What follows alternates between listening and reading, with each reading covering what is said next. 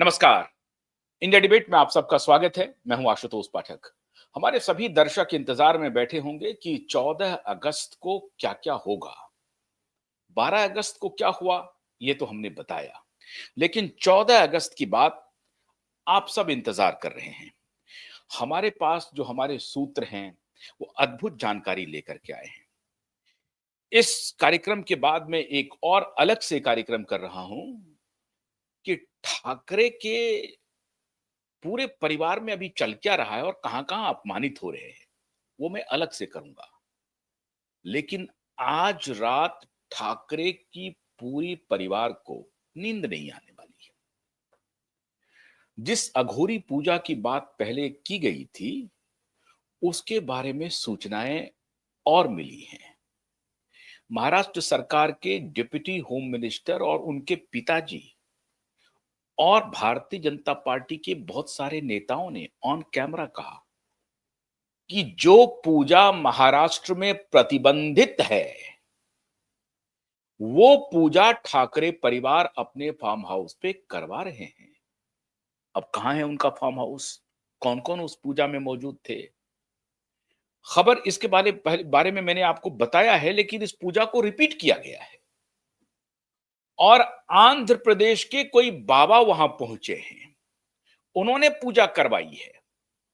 लेकिन SSR warrior दिशा सुशांत की आत्मा, supreme court high court litigant association की लड़ाई और क्यूबाइब का प्रण, ये सब मिलकर के सावन के महीने के ठीक पहले उनकी बुद्धि भ्रष्ट कर दी और उनके जिह्वा पर सरस्वती निवास कर गई। वो कौन सरस्वती? वो उल्लू वाली सरस्वती निवास कर गई और एफिडेविट में लिखवा लिया तारीख, उम्र 28। उम्र है 35 वर्ष, लिख रहा है 28 वर्ष। एफिडेविट में लिख रहा है हम एमएलए नहीं हैं, हम राजनीतिक कार्यकर्ता हैं। बड़ी अच्छी बात है। आपने ये बात क्यों छुपाई? अब ये बात वकील साहब चाहते तो लिख भी देते, लेकिन कहते हैं ना कि वो चतुराई कर रहे थे, तो चौबे गए थे चब्बे बनने, वो दूबे बन करके लौट गए। अब कैसे दूबे बने वो? वकील साहब ने इनको समझाया होगा कि अगर आपने लिखा कि हम एमएलए हैं, तो एमएलए एमपी कोर्ट में आपका मामला चलेगा और उसकी एक मियाद मुकर्रर है। और मियाद क्या है कि 1 साल के अंदर में, 2 साल के अंदर में स्पीडी ट्रायल होगा और अधिक से अधिक 3 साल। हालांकि 1 साल में हो जाना है। अगर आप 1 साल 1.5 साल आप थोड़ा हीला हवाली करते रहे, तब भी 3 साल में आपको यह फैसला आना ही आना है। तो आप इस पद को छिपा लीजिए। एमएलए के पद को उन्होंने छिपा लिया, लिखा ही नहीं। लेकिन यह अपराध बन गया कानून की निगाह में। आप जनप्रतिनिधि हैं, आप लॉ मेकर हैं, ध्यान रखिए। आप मेंबर ऑफ लेजिस्लेटिव असेंबली हैं, जो उस राज्य के लिए कानून बनाने का काम करते हैं। आप लॉ मेकर हैं और एक लॉ मेकर ये सूचना एफिडेविट पर जनता को और कोर्ट को नहीं दे रहा है। इसका मतलब लॉ को तोड़ रहा है, कानून को तोड़ रहा है, कानून की अवहेलना कर रहा है। तो पहला, उम्र झूठा लिखा। दूसरा, वो एमएलए है, इसको छिपाया। और तीसरा कि सीबीआई ने और बिहार पुलिस ने हमें क्लीन चिट दे दी। सीबीआई की इंक्वायरी दिशा सालियान के पास नहीं है। जुलाई 2022 में ही प्रेस कॉन्फ्रेंस के माध्यम से सीबीआई ने यह स्पष्ट कर दी थी कि दिशा की इंक्वायरी मेरे पास नहीं है। हां, सुशांत केस की जो इंक्वायरी हो रही है, that is directly linked with Disha Salian murder case. Murder case इधर से मैं I always use murder word. हत्या ही मैं बोलता हूं, सुसाइड बोलना नहीं है, बोलता नहीं हूं, मौत बोलता नहीं हूं। क्योंकि क्यूबाइब नेटवर्क पूरी शिद्दत से महसूस करता है कि दोनों की हत्या हुई थी। तो सीबीआई और बिहार पुलिस को भी झूठा ठहराया। एक और झूठ का पुलिंदा लाया। आज मैं बता देता हूं आपको। यह रह गई थी बात। मैंने आपसे कमिट किया था कि एक विशेष बात भी मैं बताने वाला हूं।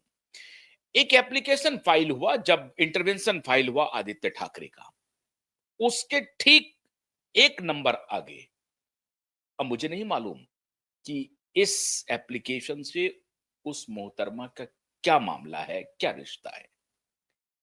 लेकिन एक और मोहतरमा ने एप्लीकेशन फाइल किया मुंबई हाई कोर्ट में और कहा कि नहीं नहीं नहीं नहीं, किसी की मत सुनिए, पहले मेरी सुन लीजिए।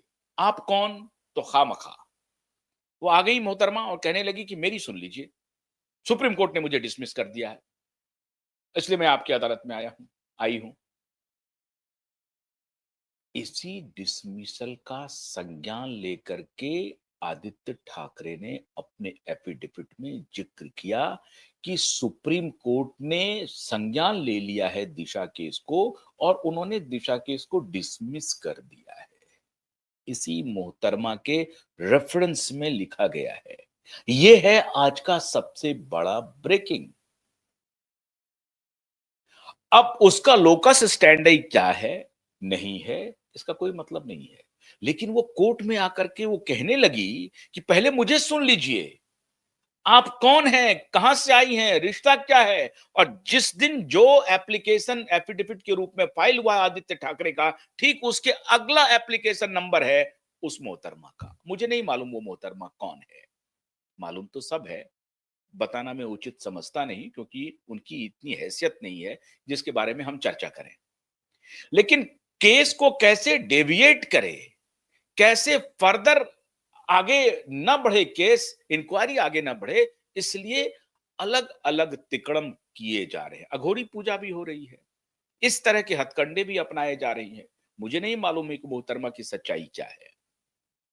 लेकिन सबसे इंपॉर्टेंट बात मित्रों यह है कि 7 अगस्त को जब हियरिंग हो रही थी, तो आदित्य ठाकरे का वकील मौन साधे हुए था और अदालत की नजर आदित्य ठाकरे के वकील पर थी भी नहीं। मतलब तुम क्यों आए हो? तुमने जो इंटरवेंशन फाइल किया है उसका कोई लोकस स्टैंड ही नहीं है। तुम आरोपी हो भाई, तुम्हारे खिलाफ तो इंक्वायरी होनी है, अभी एफआईआर दर्ज होना है। तो वो चुपचाप मौन खड़ा था और अदालत भी उनके तरफ तवज्जो नहीं दे रही थी। अदालत के सामने अभी पहली बात क्या है, मुंबई पुलिस ने एफआईआर दर्ज क्यों नहीं किया। और कल जब मित्रों हियरिंग होगी, आप उसकी तैयारी की कल्पना नहीं कर सकते हैं, पूरी दुनिया देखेगी। 7 अगस्त की लाइव हुई और 14 अगस्त लाइव प्रोसीडिंग्स आप देखेंगे। लाइव कौन क्या बोल रहा है, इसे आप स्वयं अपनी दोनों आंखों से और कान से सुन पाएंगे और देख पाएंगे। यह है क्यूवाइब नेटवर्क और supreme court high court litigant association की लड़ाई की जीत। और एक और जीत कि अब मीडिया डिस्टॉर्टेड रिपोर्ट नहीं करेगी। 14 अगस्त को क्या हुआ, 14 अगस्त को क्लीन चिट दे दिया आदित्य ठाकरे को, ऐसी रिपोर्टिंग आपको देखने को नहीं मिलेगी, नहीं मिलेगी।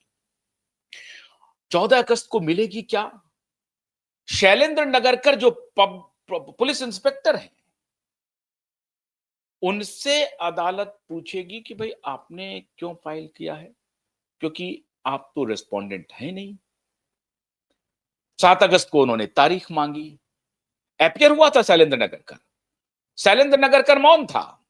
नीलेश ओझा जब कह रहे थे कि मिलॉर्ड ये शैलेंद्र नगरकर हाईकोर्ट को कुछ नहीं समझता, सुप्रीम कोर्ट को कुछ नहीं समझता, ये वर्बेटम है, ये उनका स्टेटमेंट है जो इंटरपर्सनल बातचीत में मुझे शैलेंद्र नगरकर कहता है। शैलेंद्र नगरकर के सामने नीलेश ओझा ने भरी अदालत में मिलॉर्ड को शैलेंद्र नगरकर का स्टेटमेंट सुनवाया और शैलेंद्र नगरकर के जुबान नहीं खुले। यह है सच्चाई इस केस की। मीडिया में कोई रिपोर्ट नहीं आई, कोई मीडिया में रिपोर्ट नहीं। बड़े बड़े कॉर्पोरेट हाउसेस है ना, तो कॉर्पोरेट हाउसेस को तो रिश्ते हैं पुराने एक्स चीफ मिनिस्टर के साथ, और बाला साहब ठाकरे के पोते हैं भाई, बाला साहब ठाकरे के बेटे हैं भाई, उनके खिलाफ कैसे रिपोर्ट करें? क्योंकि वो तो एक कार्टूनिस्ट थे बाला साहब ठाकरे। बड़ी इज्जत करता हूं मैं भी बाला साहब ठाकरे की, हिंदू हृदय सम्राट तो है बाला साहब ठाकरे, उनकी इज्जत करता हूं। लेकिन इसका क्या मतलब हुआ कि उनके रेपिस्ट पोते को क्यूबाइब नेटवर्क इसलिए रेस्पेक्ट करे क्योंकि वो बाला साहब ठाकरे का पोता है? ऐसा तो नहीं हो सकता ना। अच्छा, हम कह रहे हैं कि आदित्य ठाकरे की कोई गलती नहीं है, तो आप क्यों हैं यहां पे? आपको कौन पूछ रहा है? पागल है कि वाइब नेटवर्क आपके खिलाफ आवाज उठा रहा है? होने दीजिए, भेजिए हमारे खिलाफ नोटिस आप। नहीं भेज रहे। क्यों नहीं भेज रहे हैं?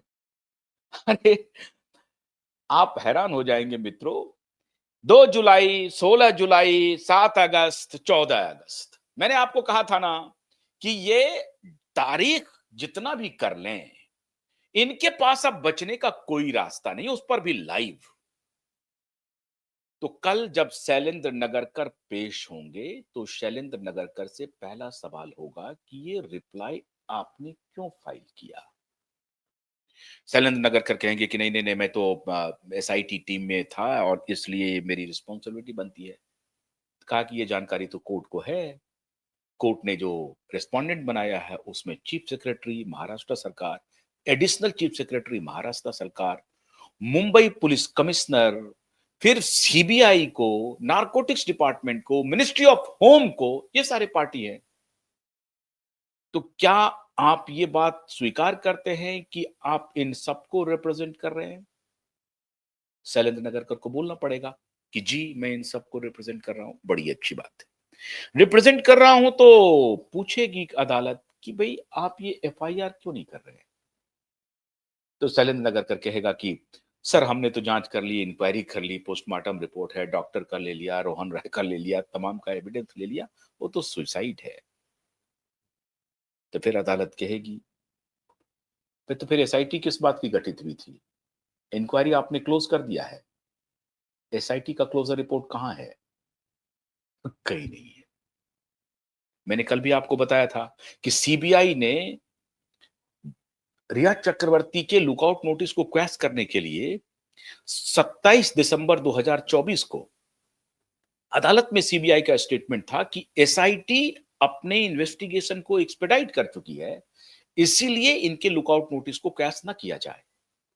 इसका मतलब है कि 27 दिसंबर तक एसआईटी का कोई क्लोजर रिपोर्ट नहीं आया था, मतलब इन्वेस्टिगेशन क्लोज नहीं हुआ था। तो क्या 27 दिसंबर से मार्च 2025 आते आते जब सतीश साल्यान सीन में आए हैं, तब तक क्या एसआईटी ने क्लोज कर दिया है रिपोर्ट? तो क्लोजर रिपोर्ट किधर है? Number one. और दूसरी बात, फिर एसआईटी गठित क्यों हुई? What was the basis of the formation of SIT? And SIT was made by the statement of home minister himself. And who was the home minister?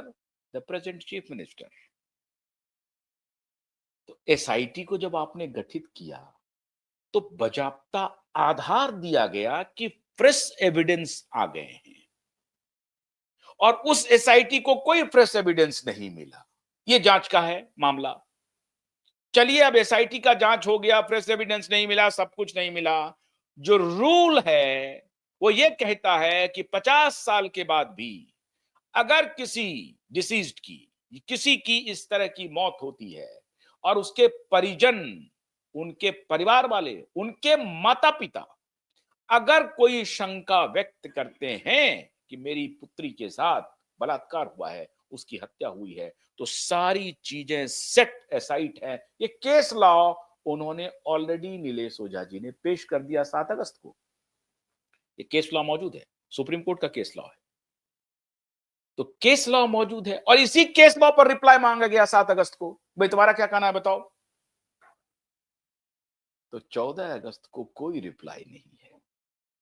Shailendra Nagarkar के खिलाफ जो रिट दायर हुआ है कि शैलेंद्र नगरकर को कस्टडी में लिया जाए और पब्लिक प्रोसिक्यूटर को कस्टडी में लिया जाए, यह मुकदमा इस देश का नजीर होने वाला है। मैं बार बार बोलता हूं, आज फिर दोहरा रहा हूं, यह निर्भया केस नहीं है।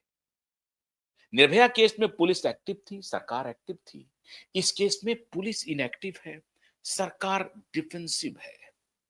याराना निभाया जा रहा है सरकार की तरफ से, दोस्ती निभाई जा रही है और पॉलिटिकल लाभ लिया जा रहा है, पॉलिटिकल गिमिक करके। राम कदम जी प्रेस कॉन्फ्रेंस करके कहेंगे कि जो कुछ भी सतीश साल्यान ने एप्लीकेशन दिया है उनका सारा संज्ञान में ले लिया गया है और जांच हो रही है, फलना हो रहा है, ढिमका हो रहा है, हो कुछ नहीं रहा है। तो पॉलिटिकल गिमिक भी हम क्यूबाइब नेटवर्क एक्सपोज करेगा। मैंने पहले भी कहा है कि इस मुद्दे पर नरेंद्र दामोदर दास मोदी भी गुनहगार को नहीं बचा पाएंगे। सर्वशक्तिमान नेता है आजकल और निर्विवाद रूप से है, मैं भी मानता हूं, लेकिन ये उनका पॉलिटिकल स्टॉक है। ये स्टॉक नहीं कि किसी क्रिमिनल के साथ खड़े हो जाएंगे फिर भी आपकी पॉपुलैरिटी बरकरार रहेगी, ऐसा नहीं होने वाला। नहीं, ये उनका पॉलिटिकल स्टॉक है। आप गुनहगार के साथ खड़े हो जाएंगे, ऐसा क्यों करेंगे मोदी जी? और मोदी जी ने झटक दिया है, अमित शाह ने दुत्कार दिया है और देवेंद्र फडणवीस जी को एक अदालत में आकर के कहना पड़ा कि कोई हमारा अलायंस नहीं हो रहा है। उसके बाद जो हो रहा है उसके बारे में मैं अलग से बताऊंगा अभी थोड़ी देर बाद।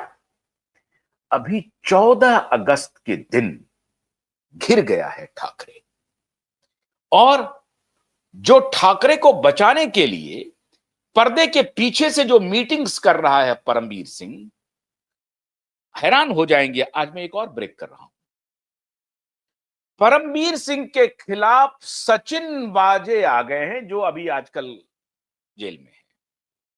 सचिन वाजे कह रहे हैं कि साहब हमको इन लोगों ने फंसा दिया, सारा काम इनके कहने पर मैंने किया और हमें फंसा दिया। अभी तो मनसुख हिरेन के केस में वो जेल में है, जिस केस में 16 साल तक वो डिसमिस रहा हाईकोर्ट के ऑर्डर से। वो उस ऑर्डर को सेट असाइड करके इस दोनों बाप बेटे ने एक गुंडे पुलिस वाले को, जो मर्डर का चार्ज है जिसके ऊपर हाईकोर्ट ने ऑर्डर किया था कि भाई ये मर्डर के केस में इन्वॉल्व है सचिन बाजी, पुलिस इंस्पेक्टर, उस पुलिस इंस्पेक्टर को रीइंस्टेट किया इस दोनों बाप बेटे ने। न सिर्फ इन दोनों बाप बेटे ने रीइंस्टेट किया, बल्कि जब गृह मंत्री थे फडणवीस तो उनके ऊपर भी दबाव बनाया कि इसको रीइंस्टेट कर लो। फडणवीस साहब ने कहा कि नहीं नहीं, मैं नहीं कर सकता हूं, ये हाईकोर्ट का ऑर्डर है, हाईकोर्ट के ऑर्डर की अवहेलना मैं नहीं कर सकता हूं। उन्होंने झिटक दिया, उनको पता था सचिन वाजे कौन है, वो वर्दी में एक क्रिमिनल है। और उस वर्दी के क्रिमिनल को इस दोनों बाप बेटे ने परमवीर के साथ मिलकर के रीइंस्टेट किया, और इससे जितने पाप होते हैं वो सारे पाप करवाए। अब सचिन बाजे के तरफ से अंदर की खबर यह है कि जो कोई भी मिलने जाता है सचिन बाजे उसको यही कहता है कि इन लोगों ने मुझे फंसा दिया और अगर मैं फंसूंगा तो इन्हें नहीं छोड़ूंगा। तो दो ऐसे नमूने आ गए हैं सामने में, एक तो रिया चक्रवर्ती और दूसरा सचिन बाजे। रिया चक्रवर्ती बार बार कह रही है कि भाई आप लोगों ने तो फैला दिया था कि क्लीन चिट मिल गया, क्लीन चिट मिल गया, हमें तो क्लीन चिट मिला ही नहीं, हमें तो नोटिस मिल गया है, हमें तो जवाब देना है। प्रियंका सिंह और मीतू सिंह को मिला है क्लीन चिट, डॉक्टर तरुण कुमार को क्लीन चिट मिला है, हमें तो क्लीन चिट मिला नहीं। आप लोगों ने कैसे कह दिया कि क्लीन चिट मिल गया? और मैंने तो उस वक्त भी कहा था कि प्रियंका और उनकी बहन, जो दोनों बहन है, उसके खिलाफ अबेंडमेंट ऑफ सुसाइड का केस मत करो, ये लिखित में मैंने कहा था। आप लोगों ने मुझे करवा दिया। लड़ाई हुई कब? 11 अगस्त को। 11 नहीं, 10 अगस्त को लड़ाई हो रही है। किसके किसके बीच में? परमबीर सिंह ठाकरे, आदित्य ठाकरे, रिया चक्रवर्ती, सलमान खान। सलमान खान बीच में आए हैं। क्यों? क्योंकि सलमान खान के मित्र हैं उधर सुपर कॉप सीबीआई में। कहा जा रहा है नुपुर प्रसाद के हस्बैंड के बारे में, मुझे नहीं मालूम। अब ये नुपुर जी बताएंगी कि उनके हस्बैंड का क्या रिश्ता है सलमान खान के साथ। लेकिन ये चर्चा है पावर गैलरी में कि सलमान खान की जो रसूखदार व्यक्ति है भाई, डॉन है, पीछे में दाऊद अब्राहम है। तो सलमान खान खाली फिल्म स्टार नहीं है, दाऊद का फ्रंट मैन है सलमान खान। और डंके की चोट पर क्यूबाइब नेटवर्क आज से नहीं, बहुत पहले से कह रहा है। हालांकि ये भी क्यूबाइब नेटवर्क ने बताया कि आजकल दाऊद की का स्टॉक थोड़ा नीचे चला गया है, क्योंकि लॉरेंस ने अपनी अलग एक कंपनी बना ली है। खैर, तो 10 अगस्त को जो लड़ाई हुई इन चारों पांचों के बीच में कि आपने मुझे फंसा दिया, अब ये आंच पहुंच रही है सचिन बाजे के पास भी। और सचिन बाजे को लग रहा है कि इस पूरी कड़ी में मेरा नाम प्रमुखता से आएगा। क्यों आएगा? क्योंकि मालवानी पुलिस स्टेशन को मैनेज करने का, मालवानी पुलिस स्टेशन ही नहीं, डॉक्टर्स को, सारे विटनेस को लाने का, ले जाने का, उसको क्या बोलना है, कब बोलना है, कैसे बोलना है, इसकी पूरी तरह से जो जिम्मेदारी थी वो सचिन बाजे के हाथ में थी।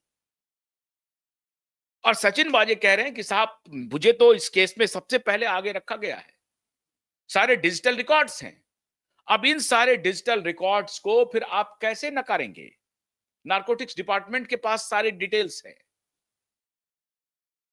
तो सचिन बाजे ने भी अब एक तरह से मोर्चा खोल दिया है और मैं सैल्यूट कर रहा हूं उस सारे ईमानदार पुलिस ऑफिसर को, सारे सीबीआई के ऑफिशियल्स को, जो हम तक इतनी बारीक सूचनाएं पहुंचा रहे हैं और उन बारीक सूचनाओं को हम आपके साथ शेयर कर पा रहे हैं मित्रों। अकेला मीडिया समूह क्या कर सकता है? अगर वो ईमानदारी के साथ, सत्य के साथ लड़ाई लड़ते रहे और दर्शकों का सहयोग मिलता रहे, तो देश में कुछ भी असंभव नहीं है। हर चीज संभव हो सकता है। ये सत्य और ईमानदारी की ताकत 14 अगस्त को स्थापित होगी। अघोरी पूजा फिर से कराया गया। लड़ाइयां चल रही हैं कि शैलेंद्र नगरकर ने गुड़ गोबर कर दिया। शैलेंद्र नगर के तो खिलाफ खुद ही आ गया मामला कि अब उसे अरेस्ट किया जाए। पब्लिक प्रोसिक्यूटर को गिरफ्तार करने की बात हो रही है। शैलेंद्र नगरकर कोई जवाब दे नहीं पाएगा। पूरी तरह से हम फंस गए हैं। अब क्या हो सकता है? लाइव होगी प्रोसीडिंग्स, वहां भी झूठ नहीं बोल सकते हैं। पूरी लड़ाई चल रही है और जो जो स्टेक होल्डर्स थे, बेईमान भ्रष्टाचारियों जो जमावड़ा था, उसके बीच में जैसे नहीं होते हैं कि आप जब कोई गुंडे क्या करते हैं, जो लुटेरे होते हैं वो लूट लेते हैं, लूट के कुछ सामान लाते हैं, उसके बीच में बंटवारा होता है। बंटवारा में कहने लगता है कि पहले मुझे दो, पहले मुझे दो। तो लाभ नहीं होता है जिसको, तो उसमें एक दूसरे के ऊपर हमला कर देते हैं, खत्म हो जाता है। यहां दूसरा खेल हो गया है। यहां हो गया है कि फंस गया है पूरी तरह से। क्यूबाइब नेटवर्क और supreme court, high court litigant association ने इस केस को ओपन करके इनको मांद से निकाल करके अदालत के पेरीफेरी में ले आया और कानून के घेरे में अब ये घिर चुके हैं। अब कोई रास्ता नहीं मिल रहा है। मेरी कल नीलेश जी से बात हुई। रात रात भर जग करके ड्राफ्टिंग हो रही है 14 अगस्त के लिए। अगर ये सवाल हुआ तो ये उत्तर, ये सवाल हुआ तो ये उत्तर, ये सवाल हुआ तो ये उत्तर। तो जैसे चेस की बाजियां तैयार होती है ना, तो चौसर की बाजियां तैयार है, चेस की बाजियां तैयार है कि घोड़ा चलेगा तो हाथी को कहां प्लेस करेंगे, सिपाही से कैसे चेक देंगे। प्रश्नोत्तरी तैयार है। एक दिन बाद 15 अगस्त होगा और मैं आपको विश्वास के साथ कह सकता हूं कि 14 अगस्त को इनके पास कोई जवाब नहीं होगा। कुछ भी तिकड़म कर ले, कल नीलेश ओझा जी स्ट्रांग ऑब्जेक्शन अदालत में लेने वाले हैं और अदालत भी इस बार मन बनाए हुए है। अदालत का रुख 7 अगस्त को ही स्पष्ट हो चुका था कि इस बार अगर इसने कोई इधर उधर की बात की तो वो चलेगी नहीं। तो कोई अघोरी पूजा 14 अगस्त को चलने वाली नहीं है। इंतजार कीजिए, कल हम 14 अगस्त को आपके सामने जरूर आएंगे। लेकिन अब से थोड़ी देर बाद ठाकरे अपनी अपना अपमान कहां कहां करवा रहे हैं, ये भी बताएंगे और जया बच्चन क्या कर रही हैं, ये भी बताएंगे। तो कल का इंतजार कीजिए। बहुत बहुत शुक्रिया। नमस्कार।